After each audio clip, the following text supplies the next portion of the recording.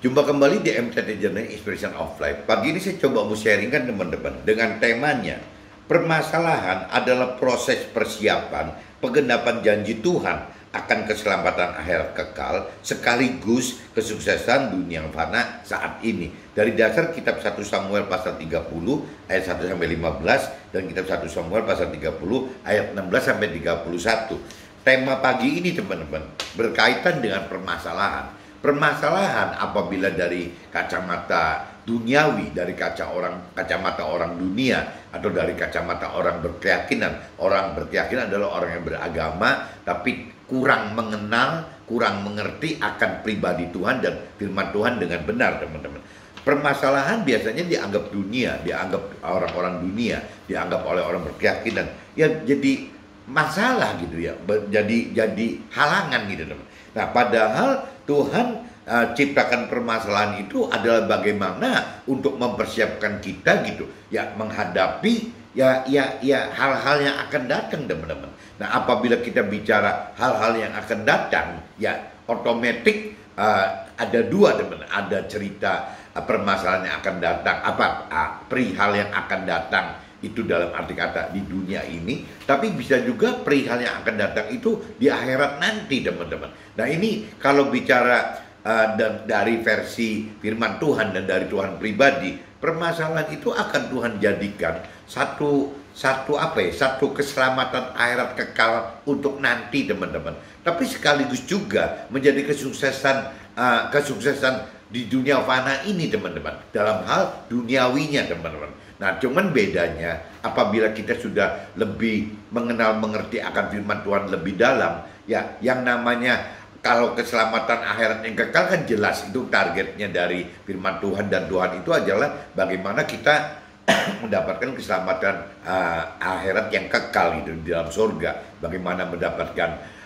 hidup kekal di dalam akhirat, di dalam surga, bagaimana mendapatkan damai sejahtera di dalam surga gitu, bagaimana kita bisa hidup di dalam surganya sendiri gitu. Itu kan targetnya rohani, target Tuhan itu kan, target firman Tuhan kan seperti itu, teman-teman.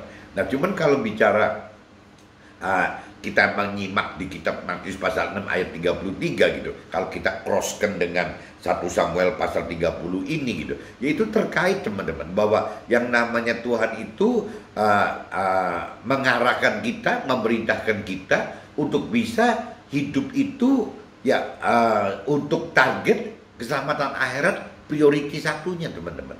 Adapun priority dua adalah Tuhan berikan tambahan gitu, tambahan hal-hal duniawi. Nah, kalau kita bicara apakah tambahan hal-hal duniawi ini tidak akan bertentangan dengan target yang prioritas utama dalam hal keselamatan akhirat? Mestinya tidak, teman-teman. Jadi kalau kita sudah lebih dewasa rohani, kalau kita sudah lebih dalam mengerti akan firman Tuhan, kita mampu mengerti firman Tuhan dan mampu melakukan firman Tuhan, teman-teman, otomatis berarti kedalaman pengenalan firman Tuhan, kemampuan mengerti firman Tuhan, keberanian melakukan firman Tuhan, ini kan meningkatkan iman kita, teman-teman. Nah, waktu iman kita terangkat, teman-teman, maka kita akan ada pengertian bahwa ya Tuhan itu tetap tidak berubah dari yang di kitab Matius pasal 6:33 tadi, teman, bahwa tetap prioriti utama itu adalah bagaimana kita mendapatkan keselamatan akhirat yang kekal, itu tidak berubah, teman. Lalu terus bagaimana dengan cerita janji Tuhan yang akan menambahkan hal-hal duniawi?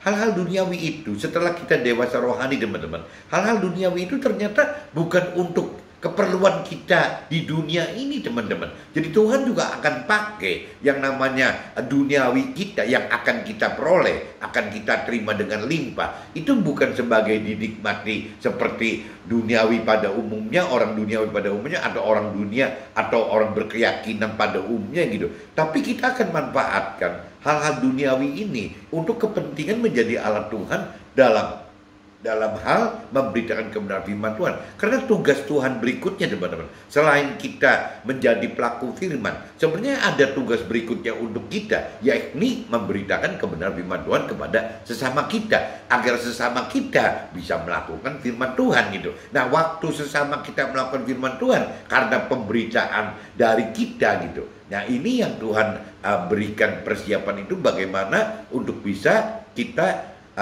di dalam kehidupan kita di akhirat yang kekal nanti di dalam surga, itu posisi kita bukan cuma sekedar warga surga biasa aja teman-teman, tapi Tuhan pengen kita itu sebagai keluarga Tuhan di dalam kerajaan surga tersebut memimpin warga-warga surga yang salah satunya itu ya Tuhan pengen kita memberikan kebenaran firman Tuhan supaya sesama kita masuk ke dalam surga. Jadi kaitannya kurang lebih begitu teman-teman.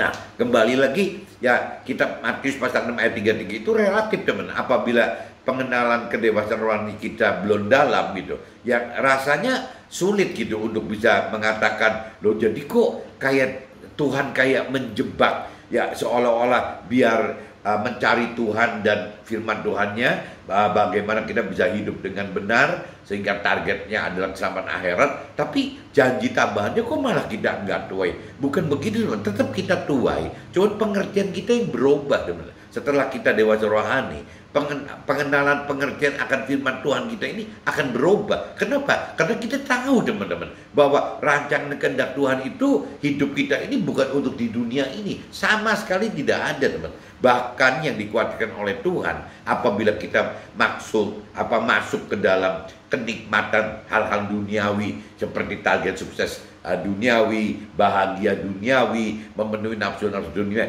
Justru yang Tuhan khawatir itu kita terjebak, tidak bisa meninggalkan ini. Ya karena duniawi itu akan mencengkeram kita. Kenapa? Ya balik lagi teman-teman. Karena memang ada rencana iblis gitu ya, merancang dan menghendaki agar manusia itu terjebak di dunia ini teman-teman, supaya tidak bisa berpindah ke dalam akhirat yang kekal nanti. Itu bisa jadi jebakannya iblis juga teman-teman. Selain hawa nafsunya kita gitu. Nah ini yang mesti kita hati-hati. Sebelum saya bicara lebih detail di kitab 1 Samuel 30, 1-31, ini kan cerita tentang Daud teman-teman. Daud sebelum menjadi raja. Jadi bagaimana caranya ini prosesnya Daud ini untuk bisa menjadi raja itu, yaitu Tuhan beri permasalahan-permasalahan kepada Daud gitu. Ya untuk bisa satu saat Daud itu bisa menjadi seorang raja yang sukses gitu. Nah tapi balik lagi, itu kan cerita tambahannya Daud menjadi raja yang sukses. Tapi kalau bicara dari target utamanya Tuhan, ya bagaimana Tuhan ingin Daud itu mendapatkan keselamatan kekal di dalam akhirat. Cuman ya yang cuman bolak-balik di situ aja teman. Nah permasalahan ini yang membuat Daud ini jadi apa ya, lebih dalam mengenal Tuhan, lebih dalam mengenal firman Tuhan, lebih mampu mengerti Tuhan pribadinya, lebih mengerti firman Tuhan akan apa maksud dari firman Tuhan. Ya itu jadi akhirnya ya Daud akan jadi benar-benar dewasa rohani teman-teman. Nah waktu dewasa rohani nanti sasaran Daud jadi tahu bahwa yang utama itu bukan bagaimana mendapatkan harta-harta duniawi di dalam dunia yang fana ini, tapi bagaimana mendapatkan pribadi Tuhan sampai masuk ke dalam alam akhirat nanti teman-teman. Ini saya bacakan dulu aja teman-teman. Jadi kita baca di kitab 1 Samuel, kitab 1 Samuel pasal 30 teman-teman. Judul perikop di ayat 1-nya, Siklag terbakar. Siklag nama kota teman. Siklag terbakar, pembalasan Daud kepada orang-orang Amalek. Ketika Daud serta orang-orangnya sampai ke Siklag pada hari yang ketiga, orang Amalek telah menyerbu tanah Negeb dan Siklag. Siklag telah dikalahkan oleh mereka dan dibakar habis.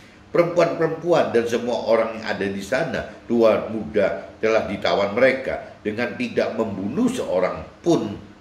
Mereka menggiring sekaliannya, kemudian meneruskan perjalanan. Nah kalau kita menyimak pasal ayat 2 aja teman-teman, yang namanya bangsa Amalek itu kan terkenal orang-orang yang kasar teman-teman. Mungkin bangsanya penyamun, perampok gitu. Jadi orang-orang yang kasar. Tapi juga kalau kita bicara ayat 2, ini juga aneh teman-teman. Kalau bukan campur tangan Tuhan nggak mungkin gitu. Ya perempuan-perempuan dan semua orang yang ada di sana, tua dan muda, telah ditawan mereka dengan tidak membunuh seorang pun. Mereka menggiring sekaliannya, kemudian meneruskan perjalanannya. Ketika Daud dan orang-orangnya sampai ke kota itu, tampaklah kota itu terbakar habis, dan istri mereka serta anak-anak mereka yang laki-laki dan perempuan telah ditawan. Jadi waktu si Daud ceritanya dengan pasukannya itu membantu orang Filistin, Raja Akis kalau nggak salah, perang gitu. Nah, waktu si Daud kan tinggal di Siklag gitu. Jadi waktu dia tinggal di Siklag, justru malah Siklag ini diserang Amalek, teman-teman. Jadi dibakar dan dikalahkan gitu. Jadi ayat 3 jelaskan lagi, ketika Daud dan orang-orangnya sampai ke kota itu, tampaklah kota itu terbakar habis, Siklag ini. Dan istri mereka serta anak-anak mereka yang laki-laki dan perempuan telah ditawan. Lalu menangislah Daud dan rakyat yang bersama-sama dengan dia itu, dengan nyaring, sampai mereka tidak kuat lagi menangis. Juga kedua istri Daud ditawan, yakni Ahinoam, perempuan Yisrael, dan juga Abigail, ya bekas istri Nabal orang Karmel itu. Dan Daud sangat terjepit karena rakyat mengatakan hendak melempari dia dengan batu.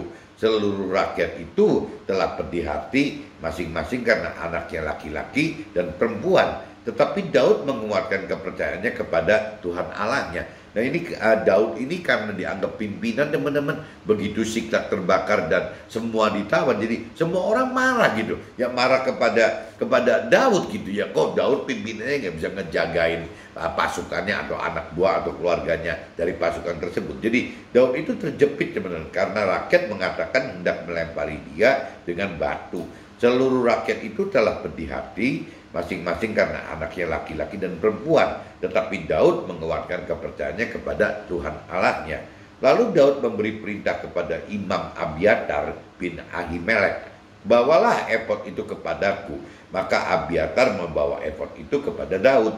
Kemudian bertanya Daud kepada Tuhan, katanya, haruskah aku mengejar gerombolan itu? Akan dapatkah mereka kususul? Dan ia berfirman kepadanya, kejarlah, sebab sesungguhnya engkau akan dapat menyusul mereka dan melepaskan para tawanan. Nah ini hebatnya Daud di sini, teman-teman. Daud itu dalam segala macam hal, gitu, dalam suka dan duka, dalam gagal dan sukses, selalu melibatkan Tuhan, teman. Jadi apa saja Daud itu berusaha untuk melibatkan Tuhan. Beda kalau dulu saya pernah cerita antara Daud dengan Raja Saul, teman. Raja Saul waktu itu ada sesuatu hal yang mestinya harus ada ritual atau liturgi agama dulu oleh, kalau nggak salah, Jonathan atau siapa gitu, imamnya gitu, Imam Jonathan atau siapa, saya lupa, Jonathan atau siapa. Nah waktu itu karena si imam ini nggak datang-datang, benar, akhirnya Raja Saul ini anggap bahwa udahlah yang mengadakan liturgi atau ritual itu biarin aja dia gitu,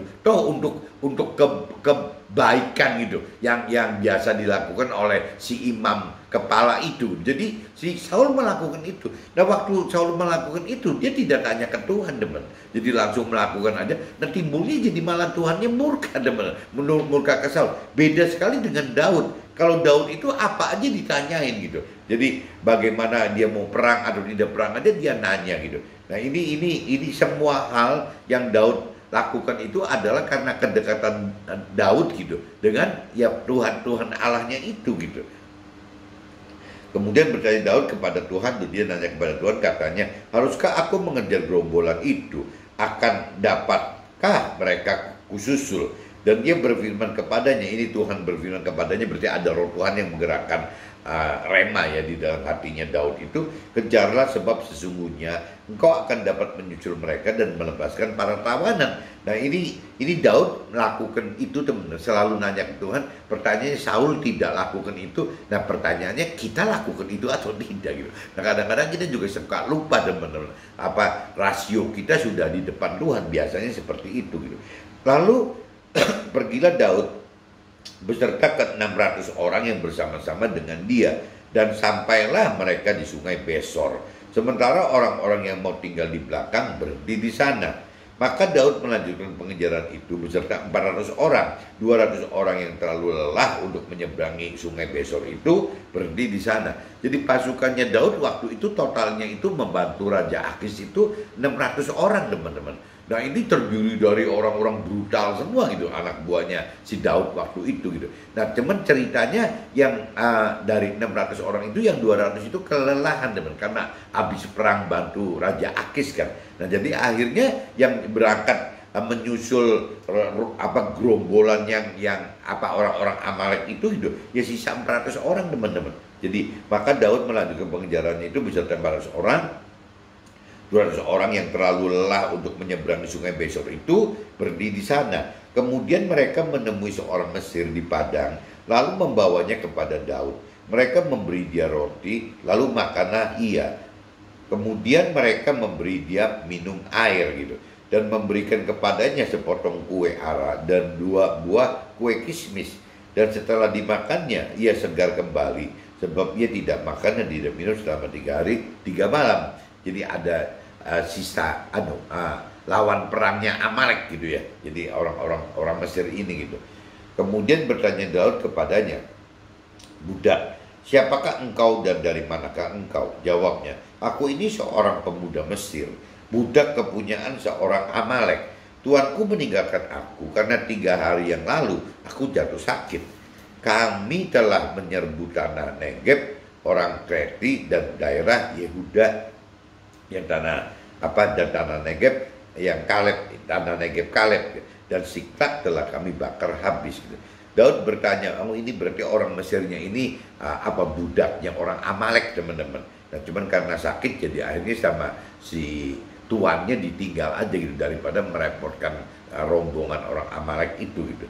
Tapi akhirnya orang Mesir ini, si budak ini ketemu dengan rombongannya Daud gitu. Akhirnya ditolongin, dikasih makan segala macam, asal bisa bukakan rahasia gitu. "Kami telah menyerbu tanah Negeb orang Kreti dan daerah Yehuda dan tanah Negeb Kaleb, dan Siklak telah kami bakar habis." Daud bertanya kepadanya, "Dapatkah engkau menunjuk jalan kepadaku ke gerombolan itu?" Katanya, "Bersumpahlah kepadaku demi Allah bahwa engkau tidak akan membunuh aku dan tidak akan menyerahkan aku ke dalam tangan tuanku itu."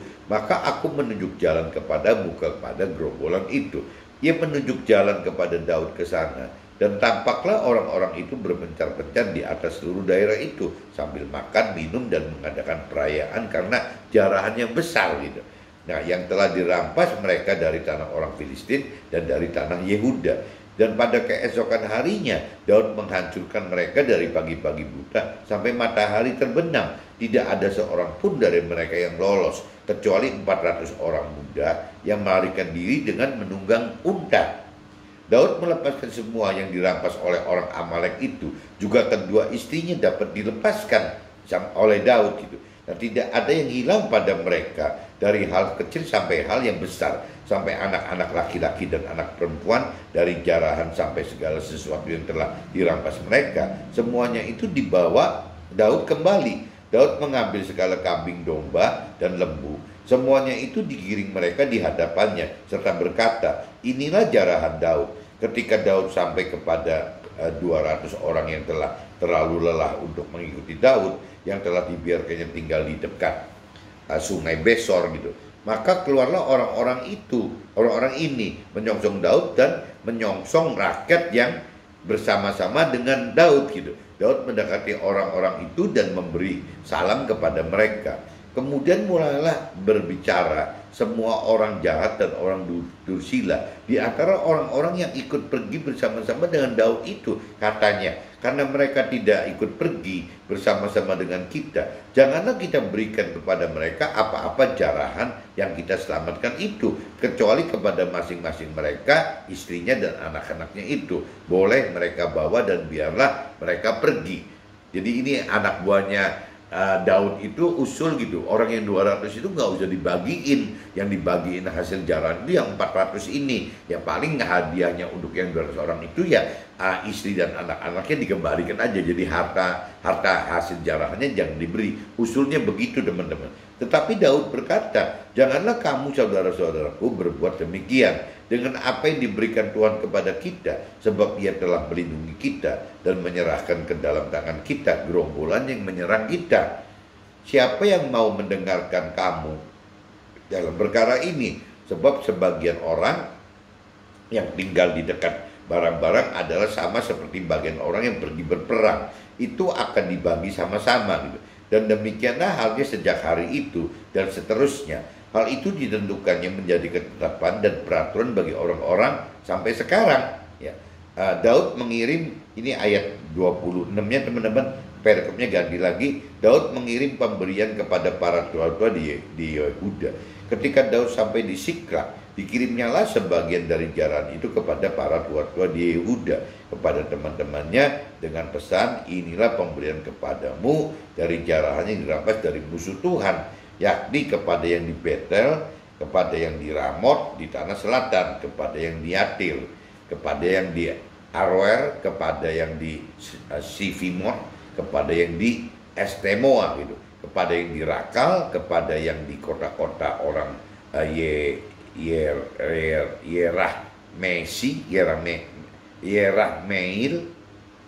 Yerahmeel, kepada yang di kota-kota orang Keni, kepada yang di Horma, kepada yang di Borasan, kepada yang di Atak gitu, kepada yang di Hebron, dan kepada tempat di mana Daud dengan orang-orangnya mengembara. Jadi hasil jarahan Daud itu sama Daud malah dibagi-bagikan teman-teman, dibagi-bagikan ya kepada ya apa orang-orang yang sudah mengenal itu semua teman-teman.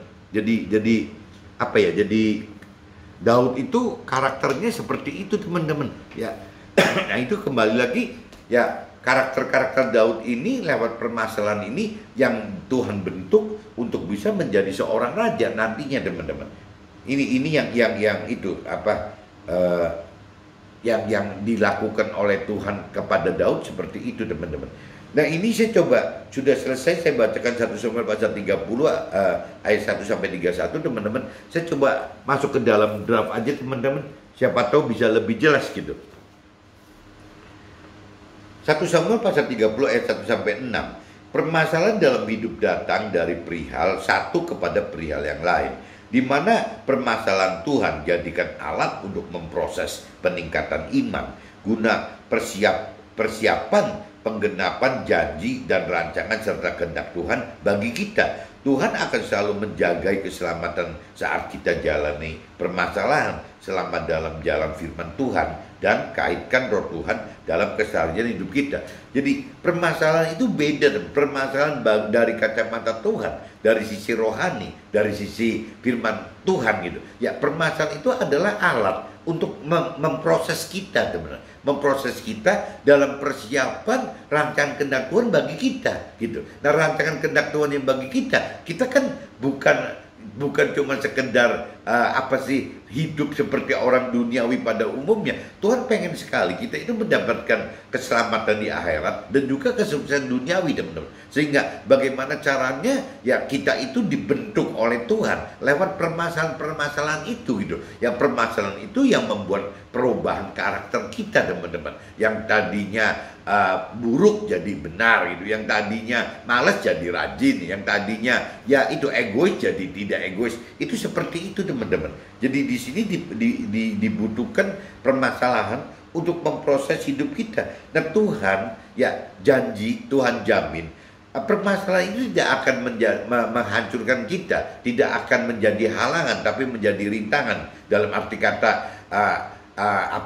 rintangan itu bisa dilewati gitu. Nah asal teman-teman kita hidup benar-benar di dalam jalurnya firman Tuhan, apa yang Tuhan perintah peraturan dalam firman-Nya, dan juga menghidupkan roh Tuhan teman. Jadi kita hidup benar-benar mengaitkan dan mengalami Tuhan. Kita mengalami kehidupan kita ini dalam mengantisipasi permasalahan itu ya harus ada firman Tuhan dan roh Tuhannya teman-teman, sehingga kita tidak sesat gitu. Nah selama kita memiliki firman Tuhan dan roh Tuhan, ya Tuhan bilang, Tuhan katakan ya akan ada jaminan gitu bahwa kita ini akan mendapatkan keselamatan yang Tuhan janjikan itu teman-teman. Jadi kembali lagi ya permasalahan biarin aja terjadi teman-teman. Kita yang penting kita harus hadapi permasalahan itu ya di dalam cara-cara sesuai perintah peraturan firman Tuhan dan juga bersama dengan Tuhan gitu, lewat menghidupkan roh Tuhan dalam kehidupan sehari-hari kita. Bagaimana melibatkan Tuhan, bagaimana kita mengalami Tuhan beneran teman-teman. Bukan Tuhannya ditaruh di mana kitanya hidup sendiri, Tuhannya sendiri gitu. Itu nanti lama-lama Tuhannya jadi jimat teman-teman. Jadi nggak bisa di dalam Tuhan itu ya Tuhan kita libatkan dalam keseharian hidup kita gitu. Nah ini yang disebut kita mengalami Tuhan itu seperti itu teman-teman. 1 Samuel pasal 30 ayat 7 sampai 8 mengkaitkan Tuhan adalah hidup dalam perintah dan peraturan serta lakukan firman Tuhan dengan hidupkan roh Tuhan dalam setiap situasi dan kondisi, baik ada atau tidak ada permasalahan. Kita hidup bersama dan alami Tuhan, yaitu. Jadi kalau kita bicara kita mau hidup mengalami Tuhan, hidup terkait dengan Tuhan gitu. Ya ada masalah nggak ada masalah, ya Tuhan itu harus dilibatkan, teman-teman. Jadi banyak sekali hal-hal yang contohnya dalam kitab 1 Samuel pasal 30 ini gitu. Ya cerita soal Daud itu, Daud juga sama, teman-teman, selalu melibatkan perihal-perihal semua permasalahan Daud itu dengan Tuhan gitu. Baik kita dalam kondisi bermasalah, dalam hal menghadapi perang, ya atau mungkin dalam kondisi mau bagi-bagi rezeki gitu. Semua itu Daud akan terlalu libatkan Tuhan di dalam situ, teman-teman. Jadi kita juga harus belajar seperti itu. Nggak bisa kita hidup itu seolah-olah memilah-milah mana yang kita hidup sendiri gitu, ya tidak perlu Tuhan-Tuhanan, dan mana yang kita hidup perlu ada Tuhan gitu, dengan bertuhan-tuhanan gitu. Itu salah, teman. Jadi pengen penting nggak penting, pengen masalah nggak masalah, dalam suka atau duka gitu, ya semua itu harus melibatkan Tuhan, teman-teman. Ini yang Tuhan inginkan, ya seperti itu gitu. 1 Samuel pasal 30 ayat 11 sampai 15 butuh kepercayaan kepada Tuhan ya untuk hadapi permasalahan. Terkadang keadaan lahir dan batin kita naik dan turun, tetapi kita harus tetap melanjutkan hadapi permasalahan selama kita ada di jalan firman Tuhan dan kita hadapi bersama roh Tuhan. Maka Tuhan menjadi kekuatan kita dan apapun juga akan berhasil. Ini digambarkan di ceritanya Daud di kitab 1 Samuel 30 ayat 11 sampai 15 kan seperti itu, teman-teman. Jadi sebentar nanti Daud menang gitu kan, dipuji-puji orang gitu. Sebentar Daud juga bisa mengalami down seperti ini, teman-teman. Nanti jadi balik lagi, jadi pengen dalam kondisi apapun juga, pengen turun, pengen naik gitu. Ya kita tetap harus ya melanjutkan permasalahan itu, teman. Karena kalau kita balik lagi permasalahan itu, kita tetap di jalan firman Tuhan dan bersama dengan roh Tuhan, ya pasti gitu. Ya Tuhan akan menjadi kekuatan kita dan apapun juga ya akan berhasil gitu. Apabila kita ada Tuhan di dalam hidup kita, teman. Permasalahannya mau gawatnya kayak apa, gentingnya kayak apa gitu. Selama kalau ada Tuhan, ya pasti akan berhasil, teman. Selama kita benar-benar menghidupkan Tuhan, dalam arti kata ya firman Tuhannya dijalankan gitu, dan juga menghidupkan roh Tuhan dalam waktu saat menjalankan firman Tuhan tersebut, teman-teman. Itu harus ada, jadi paketnya itu harus ada firman Tuhan dan harus ada roh Tuhan gitu. 1 Samuel pasal 30 ayat 16 sampai 20. Tuhan dapat menangkan kita dari permasalahan tanpa harus ada peperangan yang dahsyat gitu. Ya Tuhan dapat membuat seluruh kita terlena hadapi kita sehingga dapat dikalahkan dan menyerah tanpa harus ada peperangan yang besar. Tanpa keterlibatan Tuhan, perihal tersebut tidak mungkin terjadi. Nah ini yang lucu kan, waktu cerita si Raja Daud itu balik dari membantu Raja Akis gitu. Nah waktu dia berbalik, dia lihat Siklag itu sudah terbakar. Ternyata diserang oleh gerombolan Amalek itu. Gerombolan Amalek itu tadi yang dikatakan jangan-jangan banyak rampoknya, banyak penyamunnya gitu. Orang-orang yang brutal-brutal dan orang-orang kasar-kasar. Nah kalau Tuhan beserta dengan kita, taruh kata orang sekasar apapun juga, ya buktinya tidak diapa-apain kok. Yang jadi keluarga dari pasukannya Daud yang 600 orang itu tidak diapa-apain sama Amalek gitu.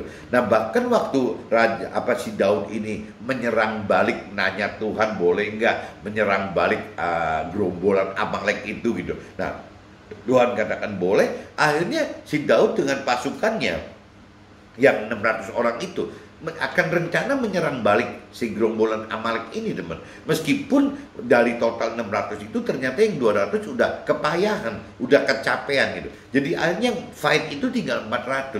Nah Tuhan kan tahu apabila kondisinya 400 dalam kondisi capek, seharusnya Daud dan pasukannya juga akan kalah. Tapi karena Daud melibatkan Tuhan dari awal gitu, tanya kepada Tuhan, libatkan Tuhan, minta restu kepada Tuhan gitu, minta dukungan Tuhan. Nah akhirnya teman-teman, Tuhan itu bisa saja gitu ya, akhirnya membuat gerombolan Amalek itu ya seperti di ayat 16 tadi teman-teman ya, ia menunjuk jalan kepada Daud ke sana, dan tampaklah orang-orang itu berpencar-pencar di atas seluruh daerah itu sambil makan dan minum, mengadakan perayaan karena jarahan yang besar. Nah dalam kondisi waktu Daud menyerang gitu, menyerang gerombolan Amalek, yang terjadi itu Tuhan bisa buat gerombolan Amalek itu sedang menikmati jarahan yang besar tadi dengan makan-makan, dengan minum-minum. Ya, kalau zaman dulu kalau sudah bicara ada pesta perayaan seperti itu, pasti ujungnya mabok,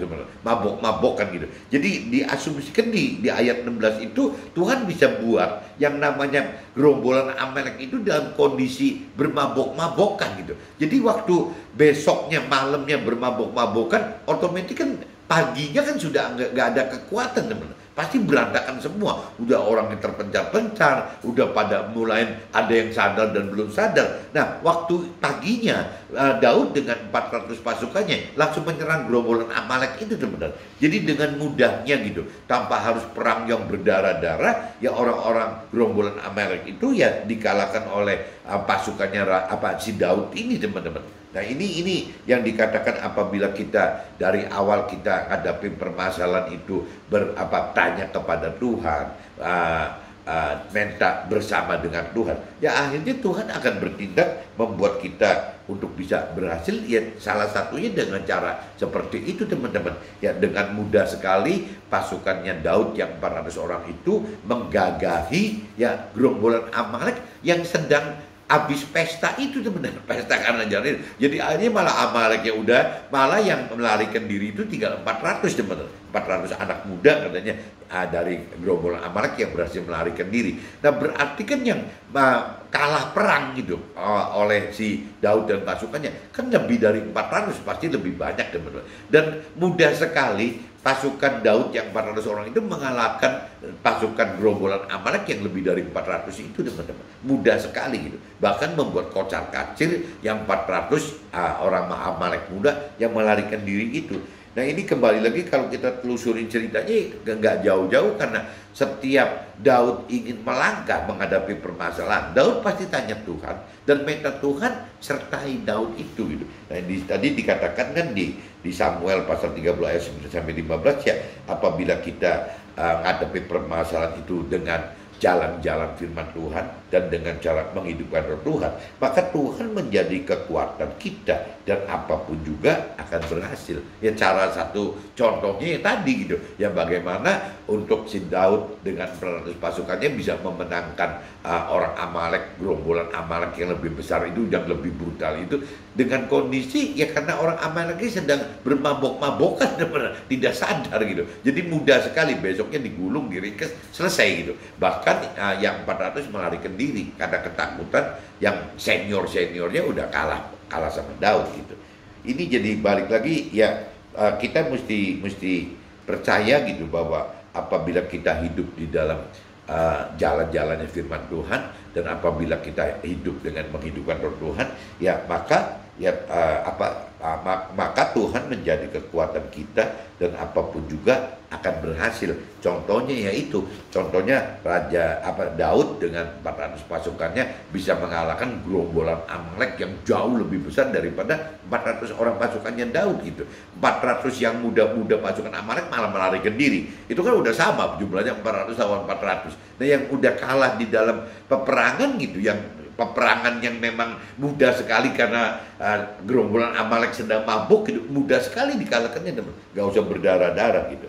Nah itu semua Tuhan yang tahu, dan semua ya Tuhan yang udah atur untuk si Daud ini. Begitupun juga untuk kita teman, apabila kita menghadapi permasalahan, kita melibatkan Tuhan dari awal, dan kita waktu kita atasi permasalahan itu, hadapi permasalahan itu bersama dengan di dalam firman Tuhan dan bersama roh Tuhan, rasanya semua Tuhan akan ganti kekuatan Tuhan akan untuk kita gitu, yaitu maka Tuhan menjadi kekuatan kita dan apapun juga akan berhasil gitu.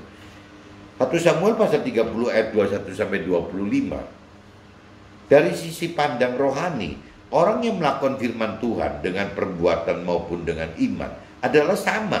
Karena perbuatan tanpa iman tidak hasilkan sesuatu yang besar, dan iman tanpa perbuatan juga tidak akan menghasilkan sesuatu gitu. Jadi ya kembali lagi teman-teman, kalau dari sisi pandangnya rohani, dari sisi pandangnya Daud gitu ya, yang usul kepada pasukannya, bahwa pasukannya kan usul gitu ya, kalau memang pasukan yang berperang dengan gerombolan Amalek itu ada 600 orang gitu, 600 orang. Sedangkan yang 200 kan tidak jadi ikut teman-teman. Jadi akhirnya yang perang itu cuma 400 yang ikut berperang melawan gerombolan Amalek itu cuma 400. Yang 200 kan nggak ikut teman-teman. Nah kalau dari pasukannya Daud, dari orang-orang yang umum gitu, yang bukan Daud, ya usulnya begitu. Ya karena memang yang 200 itu nggak ikut berperang dengan gerombolan Amalek, ya mestinya hasil jarahan yang dari orang-orang Amalek itu tidak usah dibagikan kepada yang 200 orang yang tidak ikut berperang itu gitu. Nah tapi kalau dari sisinya Daud gitu, pola pikirnya beda teman-teman. Nah ini kembali ke permasalahan demi permasalahan Daud hadapi, akhirnya Daud punya kesimpulan bahwa perang itu tidak melulu harus dalam bentuk fisik gitu. Jadi orang tidak perang misalnya memberikan support dalam bentuk batin gitu, bukan lahiriah, batin, itu aja sudah bagus. Nah pola-pola Daud atur pasukan yang 200 tidak berperang gitu, ada di Besor kan, di tepi sungai Besor. Nah yang 400 itu berperang gitu. Ya kalau kita telusuri lebih dalam lagi, juga 400 orang yang berperang itu tidak berperang kok. Ya cuma tinggal membunuh kali ya pasukan Amalek, gerombolan Amalek itu. Kenapa? Ya karena Tuhan yang berperang kok, yang membuat pasukan Amalek itu semua pada mabok-mabokan. Itu kan Tuhan yang bisa bikin suasana, situasi, kondisi seperti itu teman-teman. Berarti yang 400 pun yang ikut Daud berperang sebetulnya kan tidak berperang. Ya cuman mungkin menahan, membunuh, atau ya memenangi perang dengan gerombolan Amalek dan menyita, menjarah gitu. Ya apa yang dimiliki oleh gerombolan Amalek tadi, cuman itu aja kok, nggak ada perang apa-apa gitu. Nah, bagaimana dengan nasib yang 200 di tepi sungai Besor yang tidak ikut berperang? Nah kalau dari sisi pasukannya kan, pasukannya usul begitu ke Daud bahwa yang nggak ikut berperang nggak usah dikasih, yang berperang aja yang 400 dikasih, yang tidak berperang cuma cukup kembalikan kembalikan istri dan anak-anaknya yang disandera oleh si gerombolan Amalek tadi. Tapi Daud nggak setuju teman. Daud itu tetap pengen bahwa meskipun tidak ikut berperang, ya tapi kan tetap pasukan itu kan satu tim gitu, yang tadinya harus 600 sekarang kepecah jadi 400 dan 400 ikut Daud gitu, langsung menyerang gerombolan Amalek, yang 200 standby di dalam di pinggir tepi sungai Besor. Nah kalau dari sisi Daud sama gitu. Jadi kalau cerita yang 400 itu melakukan perbuatan melawan gerombolan Amalek tanpa iman, juga tidak akan bisa menang teman. Sebaliknya orang-orang yang 200 yang tidak terbawa perang karena kecapean, kelelahan itu, ya kalau memang dia beriman dengan berdoa segala macam, ya tetap juga akan memenangkan arti perbuatan dari 400 orang itu. Jadi 400 dan 200 itu akhirnya sama-sama pentingnya teman-teman. Yang 400 mesti perlu iman ya untuk menghadapi gerombolan Amalek, yang 200 pun ya sama teman-teman, butuh berbuat dengan cara itu bagaimana beriman itu, berdoa segala macam gitu ya, dengan perbuatan seolah ya yang 400 teman-temannya yang berperang itu. Jadi dua-duanya akhirnya perlu. Ini cerita ini kan tidak beda dengan cerita waktu Nabi Isa mengatakan bahwa ya yang namanya Marta dan Maria tadi waktu menghadapi ada satu pesta gitu, ya Marta Maria kan melakukan begitu gitu. Yang namanya Marta itu kan perang gitu, seolah-olah kalau cerita yang pasukan 400, yang 200 itu kan seperti yang Maria lakukan gitu. Nah tapi kalau benar-benar memang tidak berperang pun, dalam arti kata benar-benar benar-benar niatnya itu benar-benar ingin mencari Tuhan, mencari Tuhan bagaimana untuk mengenal kebenaran firman Tuhannya. Tuhan kan bilang ya waktu itu bisa didapat berarti ya carilah dulu gitu soal Tuhan dan kebenaran firman Tuhan. Nanti urusan kesuksesan duniawi, yaitu akan Tuhan tambahkan. Sukses duniawi itu kan contohnya dalam hal pasukannya Daud ini kan yang 400 itu kan soalnya sukses duniawi teman-teman, yang mendapatkan jaran-jaran itu sukses duniawi gitu. Nah itu Tuhan memang janjikan kok, ya memang itu akan Tuhan tambahkan selama kita benar-benar mencari Tuhan. Nah mencari Tuhannya, mencari Tuhan dan mendengarkan firman Tuhan, yaitu ada di pasukan yang 200 yang tertinggal di Besor itu teman-teman. Dalam asumsi Daud seperti itu teman-teman. Jadi sama-sama pentingnya. Yang 400 ya penting gitu karena memang ada perbuatan nyata kan. Tapi kalau nggak ada iman juga percuma gitu. Sebaliknya yang 200 pun juga penting gitu. Karena ada iman meskipun tidak melakukan perbuatan ikut menyerang gerombolan Amalek itu. Tapi buat Daud sama aja nilainya. Makanya Daud usul kepada pasukan yang 400, nggak bisa gitu loh. Ya kalaupun hasil jarahnya lebih baik dibagi 600, bukan dibagi 400 yang 200 nggak kebagian. Akhirnya begitu. Itu satu kedewasaan rohani Daud gitu. Ya udah nyampe ke titik itu teman-teman. Karena dari balik lagi Daud itu mengalami permasalahan yang banyak sekali teman-teman. Nggak cuma sekali aja, banyak sekali gitu. 1 Samuel pasal 30 ayat 26 sampai 30, pengendapan janji Tuhan dalam hal keselamatan akhirat dan kesuksesan duniawi akan jadi berkat kita dan sesama kita di dunia ini, yakni kita jadi pelaku firman dan memberitakan firman kepada sesama agar dapat melakukan firman sehingga kita akan dapatkan pengendapan janji Tuhan dalam akhirat, yakni tidak hanya masuk dan jadi warga surga, tetapi jadi keluarga Tuhan di dalam surga. Nah ini kalau kita menyimak di kitab 1 Samuel pasal 30 ayat 26 sampai 30 teman.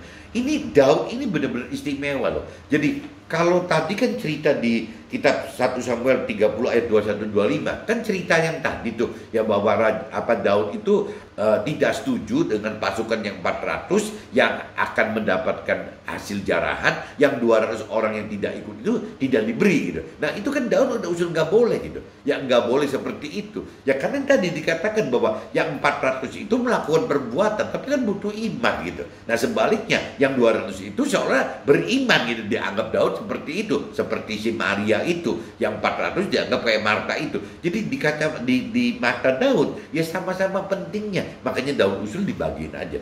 Itu kan cerita pasukan yang 600 orang loh teman. Nah hebatnya Daud teman-teman, di luar pasukan yang 600 orang, Daud juga bisa berpikir lebih dewasa, lebih besar lagi teman-teman.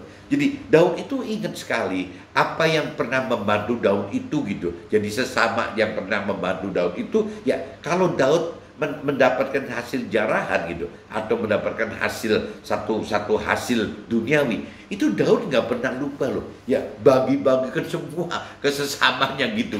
Nah waktu si Daud ini membagikan sesuatu duniawi itu gitu ke sesamanya itu, ya otomatis sesamanya kan akan mikir teman bahwa Daud ini hebat sekali gitu. Nah ini kalau kita balikan dari kitab Matius pasal 6:33 di pengertian saya gitu, ya berarti kan Daud memberikan tambahan-tambahan itu teman-teman, memberikan tambahan-tambahan kepada sesamanya di mana-mana itu gitu, asal hasil duniawi yang dia peroleh itu yang dari Tuhan tadi gitu. Nah dampaknya apa teman-teman kepada sesama yang menerima dari Daud gitu? Ya kalau menurut dugaan saya, pengertian saya, ya pasti sesama itu akan berpikir gitu ya, kenapa Daud kok bisa-bisanya sampai membagi-bagikan ya kepada mereka gitu, kepada sesamanya. Ya karena kembali lagi ya Daud adalah pelaku firman. Kenapa Daud bisa diasumsikan bagi-bagi jarahan, bagi-bagi hadiah, bagi-bagi tambahan gitu, hasil tambahan duniawi itu kepada sesama? Ya otomatis sesama itu dengan otomatis mikir bahwa ini karena kembali firman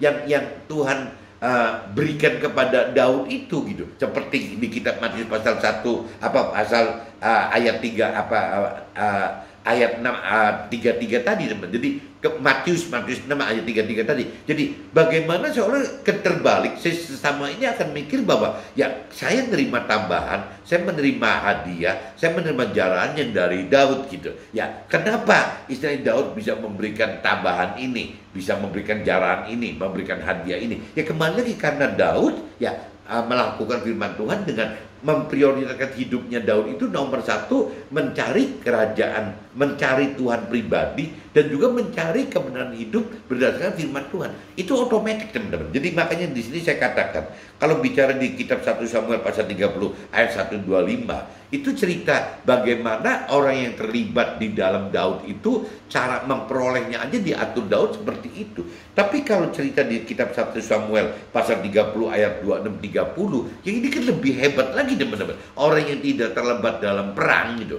ya tetap aja dapat bagian dari itu. Nah, kalau saya asumsikan ke dalam kehidupan kita sehari-hari, contohnya saya sebagai pengusaha gitu, atau mungkin teman-teman lain sebagai pengusaha, atau sebagai orang karir, atau sebagai buruh yang sukses gitu. Nah, ini sama aja, teman. Bagaimana caranya berkat yang dari Tuhan itu gitu. Kita kan pertama kan Matius 6:33 kan kita diinstruksi, diperintah itu carilah Tuhan pribadi Tuhan dan firman Tuhannya dulu, baru hal duniawi Tuhan akan tambahkan. Waktu kita sudah melakukan firman itu, ya kita kan pasti datang pengendapan janji Tuhan, pertambahan duniawi itu kan pasti datang, karena Tuhan kan tidak bisa membatalkan janjinya gitu, pasti datang kepada kita. Nah, cuman kita sudah tahu, teman-teman, bahwa waktu kita mencari Tuhan dan kebenaran firman Tuhan, kita jadi sudah mengerti bahwa yang namanya rancangan kehendak Tuhan itu bukan hal-hal duniawi seperti yang orang dunia rancang dan kendaki, seperti orang yang berkaitan rancang dan kendaki, seperti iblis yang rancang kendaki, kan bukan itu, teman-teman.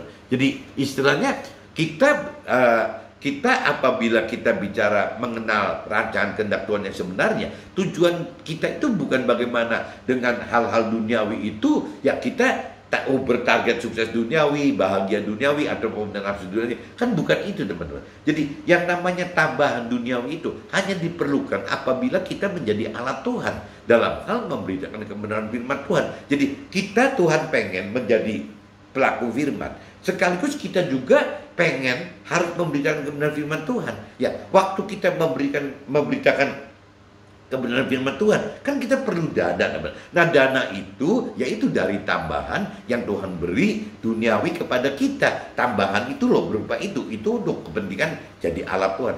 Waktu kita sudah melakukan itu, berarti kan otomatis selain kita menjadi pelaku firman, kita juga masuk ke dalam pemberitaan kebenaran firman kepada sesama kita. Sampai ujung-ujungnya sesama kita pun jadi pelaku firman, teman-teman. Karena kita memberikan kebenaran firman Tuhan, ya dengan memberikan kesaksian hidup bersama Tuhan, bahwa Tuhan ada, Tuhan Maha Kuasa, Tuhan segala macam gitu. Hanya orang jadi ikut-ikutan kita, ya melakukan firman Tuhan, mencari Tuhan, mencari firman Tuhan, dan melakukan firman Tuhan.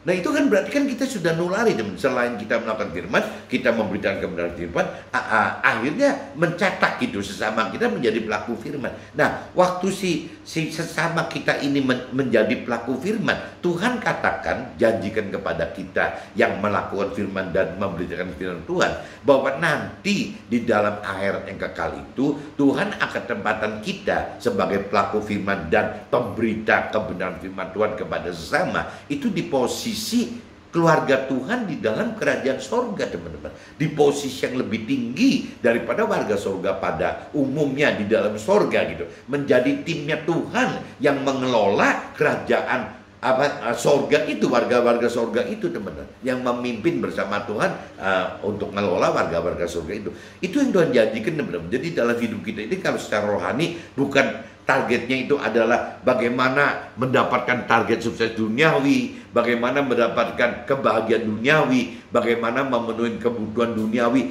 dengan segala macam cara, dengan segala macam hal dihalalkan itu salah, teman. Jadi Tuhan itu pengen sekali bukan itu. Tuhan itu pengen bagaimana kita menjadi pelaku firman agar masuk ke dalam surga. Tapi bagaimana kita harus bisa belajar menjadi pemberita kebenaran firman Tuhan kepada sesama, supaya sesama kita bisa melakukan firman Tuhan. Ya, dengan catatan kita menjadi pelaku firman dan berita kebenaran firman Tuhan kepada sesama, ya ujung-ujungnya ya Tuhan pengen kita menjadi keluarga Tuhan di dalam surga. Ya, keluarga Tuhan yang satu tim dengan Tuhan, ya dalam memimpin, mengatur warga-warga surga itu, teman-teman. Tuhan pengen kita menduduki posisi yang lebih tinggi daripada warga-warga surga umum yang cuma sekedar pelaku firman saja. Jadi kalau kita telah lebih dalam, teman, apabila kita sudah lebih dewasa rohani, bahwa yang namanya Tuhan itu pengen kita itu tidak hanya menjadi pelaku firman, tapi kita juga selain pelaku firman, juga pengen menjadi pemberita firman kepada sesama, agar sesama melakukan firman Tuhan.